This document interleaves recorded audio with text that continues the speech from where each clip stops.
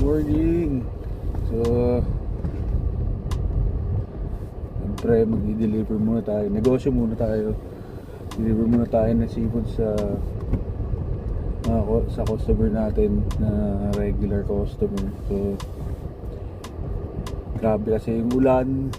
Kanina madaling araw. Malala. Nag-two-way na pala dito.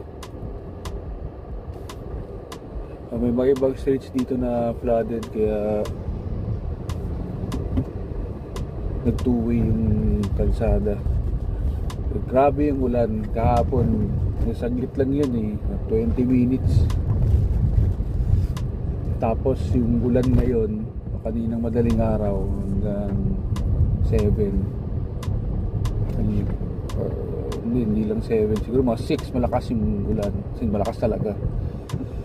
So yun, doon tayo sa planta, kuha tayo ng seafoods, then deliver sa customer. Thank you Lord kasi siyempre blessings. May customer tayo tsaka umulan kahit paano. Siyempre summer, hindi pumapasok yung El Nino phenomenon. All good.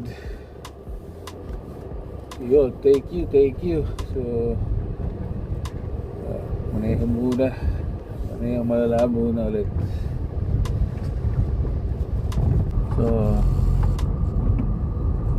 medyo nag-detour lang saglit kasi baha dun sa street na papasok malapit dun sa planta.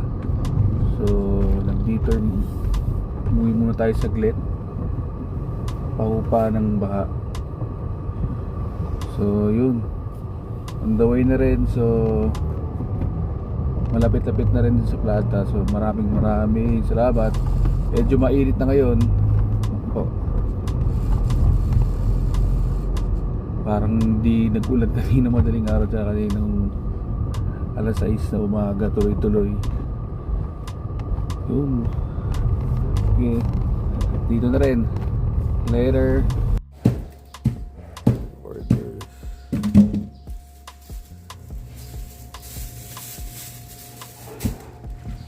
Bali yun, bangus tapos hipon.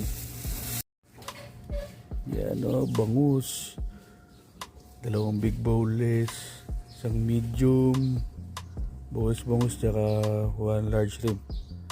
Dami nasa bakasyon kasi ngayon.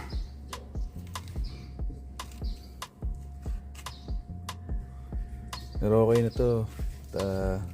Mga regular customers pa rin to Nice.